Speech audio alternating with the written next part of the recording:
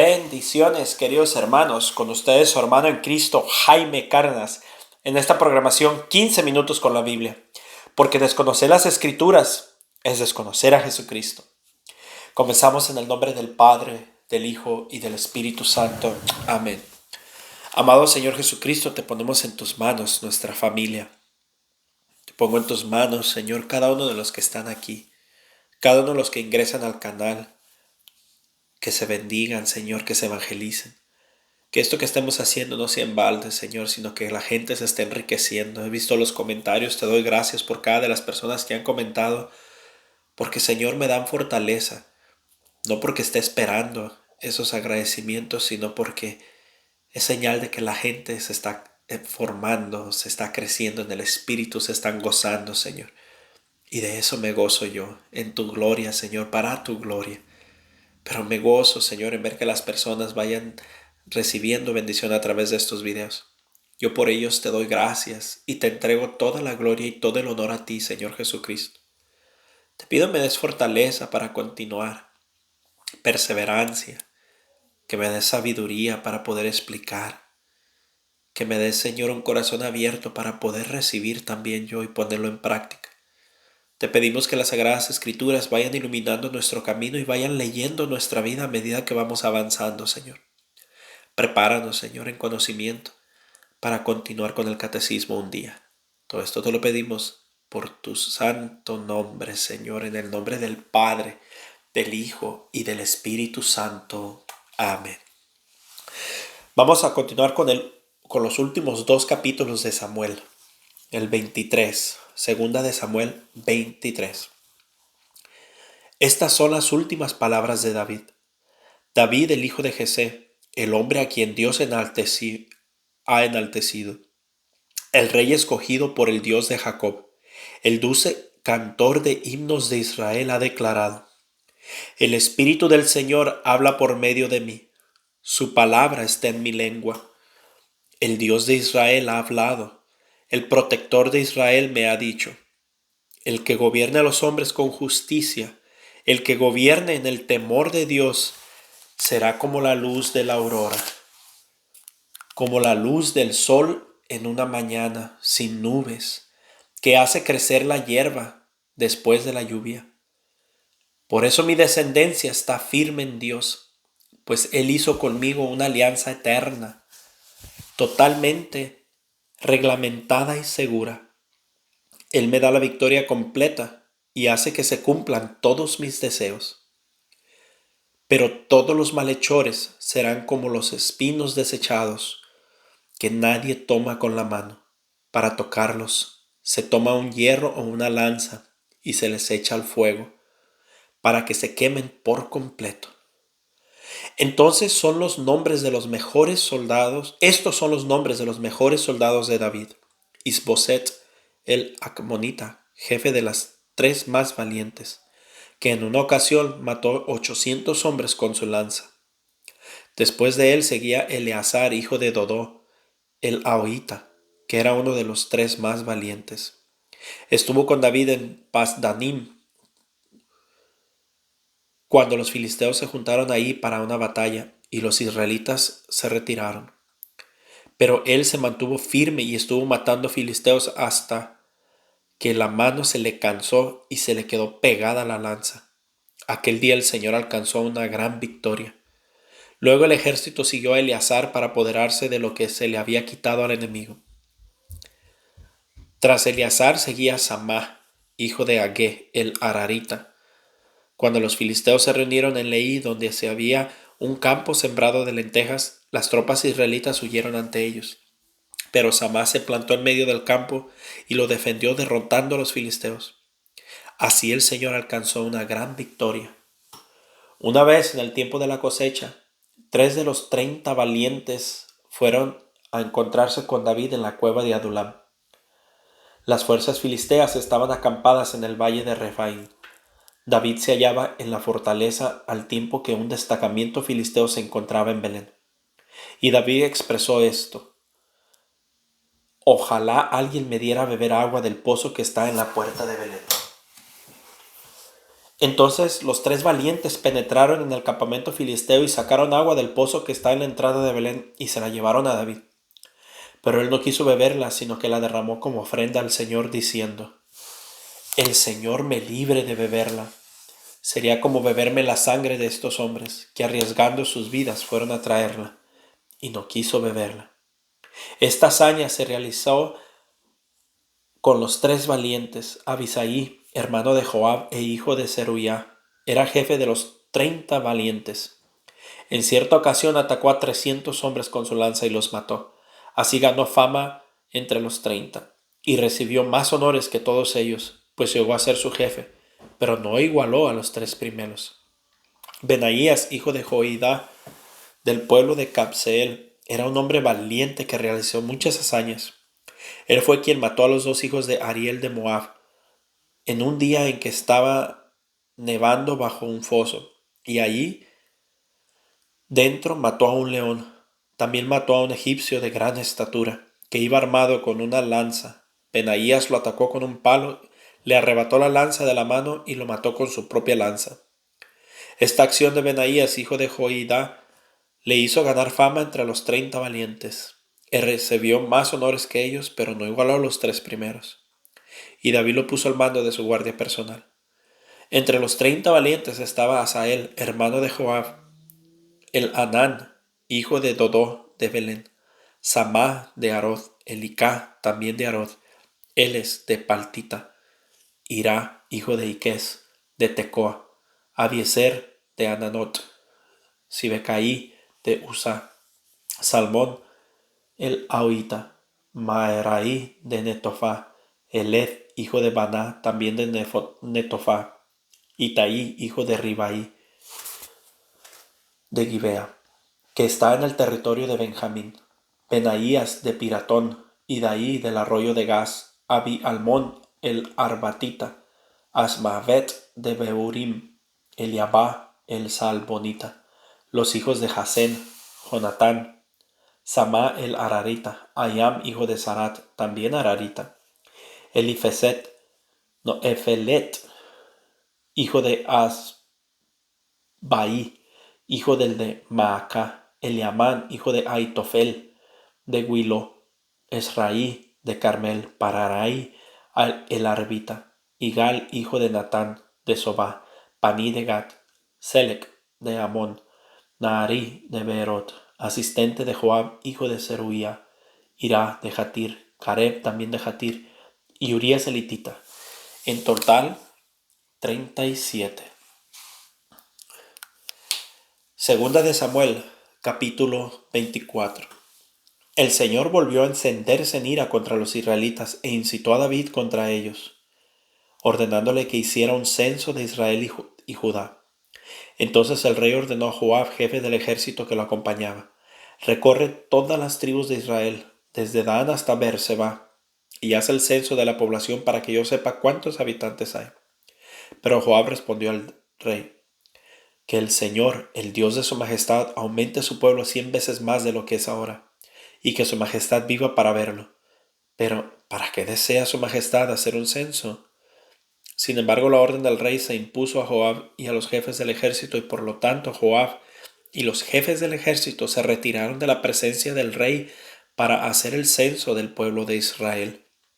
Atravesaron el río Jordán y comenzaron por Aroer y por la ciudad que está en medio del valle, en dirección de Gat y Jazer. Después fueron a Galad y a Cades, en el país de los hititas.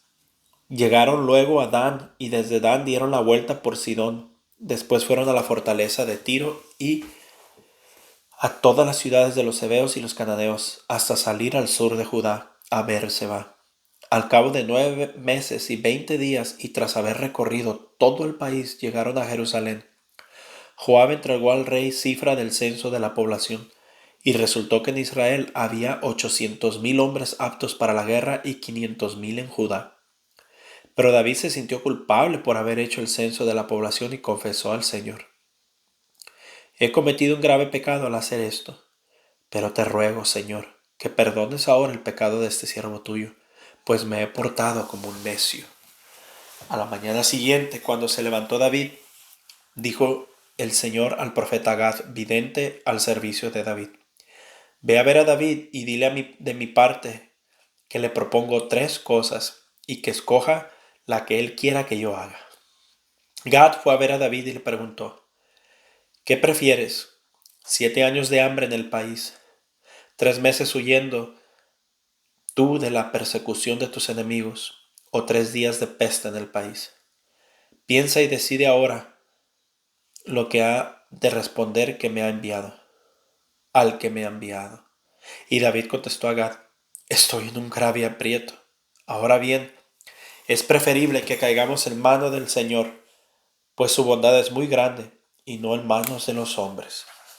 Entonces mandó el Señor una peste sobre Israel. Desde aquella misma mañana hasta la fecha indicada, y desde Dan hasta Berseba, murieron 70,000 personas. Y cuando el ángel estaba a punto de destruir a Jerusalén, le pesó al Señor aquel daño y ordenó al ángel que estaba hiriendo al pueblo: Basta ya, no sigas. En aquel momento el ángel del Señor se encontraba junto al lugar donde Araúna el Jebuseo trillaba el trigo. Y cuando David vio al ángel que hería a la población, dijo el Señor: Yo soy quien he pecado, yo soy el culpable. Pero ¿qué han hecho estos inocentes? Yo te ruego que tu castigo caiga sobre mí y sobre mi familia. Aquel mismo día, Gad fue a ver a David y le dijo que levantara un altar al Señor en el lugar donde Araúna el Jebuseo trillaba el trigo. Entonces David fue a hacer lo que Gad le había dicho por orden del Señor. Araúna estaba mirando a lo lejos cuando vio que el rey y sus servidores se dirigían hacia él. Entonces Araúna se adelantó e inclinándose ante el rey, le dijo: ¿A qué se debe la visita de su majestad a su criado? David le respondió: Quiero comprarte el lugar donde trillas el trigo, para construir allí un altar al Señor, a fin de que la peste se retire del pueblo. Y Araúna le contestó: Tome su majestad lo que le parezca mejor y ofrezca holocaustos. Aquí hay toros por los holocaustos, y los trillos y los yugos de las yuntas pueden servir de leña. Todo esto se lo doy a su majestad. Además Araúna exclamó: Ojalá su majestad pueda complacer al Señor su Dios. Pero el rey le respondió: Te lo agradezco, pero tengo que comprártelo todo pagándote lo que vale, pues no presentaré al Señor mi Dios holocaustos que no me hayan costado nada. De esta manera David compró aquel lugar y los toros por 50 monedas de plata, y ahí construyó un altar al Señor y ofreció holocaustos y sacrificios de reconciliación. Entonces el Señor atendió las súplicas en favor del país, y la peste se retiró de Israel. Palabra de Dios. Te alabamos, Señor. Pues bien, hermanos, vemos cómo el rey David, a pesar de que era tan entregado a Dios, comete errores. Y hemos visto a través de todo esto cómo han cometido errores los hombres de Dios, cómo se han equivocado y se han arrepentido. Moisés mismo, cómo fue que no pudo entrar a la tierra prometida por un error que cometió. Abraham, cómo tuvo a Esaú. Y ahora tenemos 2 grandes religiones que constantemente pelean. Entonces, vemos cómo el hecho de que la gente esté entregada a Dios no significa perfección. El hecho de que yo aquí esté frente a las pantallas no significa que mi vida es perfecta y todo me va súper bien, no. Yo también tengo mis batallas, mis luchas, mis pecados. Los que viven cerca de mí me conocen muy bien y saben mis faltas. Todos las tenemos. Pero también vemos que a pesar de que se equivocan, la clave es que se vuelven a levantar, que siguen luchando, siguen peleando por ser buenos cristianos, y he ahí la clave y la diferencia. Vemos cómo da un consejo que le falta tanto a los líderes de este mundo. El Dios de Israel ha hablado, el protector de Israel me ha dicho: el que gobierne a los hombres con justicia, el que gobierne en el temor de Dios, será como luz de la aurora. ¿Y qué vemos en los líderes del día de hoy? ¿Que quieren vivir en el temor de Dios o quieren sacar a Dios completamente? Aquí en Estados Unidos han malinterpretado tan cruelmente la separación del Estado y la iglesia, al punto de que No quieren que la iglesia tenga absolutamente nada que ver en el Estado. El Estado puede poner leyes en contra de la fe, el Estado puede hacer cosas en contra de la moral de la fe, pero la fe no puede decir nada en contra del gobierno. Porque luego sacan la excusa, es que tiene que haber una separación entre Estado e iglesia. Mas sin embargo aquí dice que el que gobierne en el temor de Dios será como la luz de la aurora.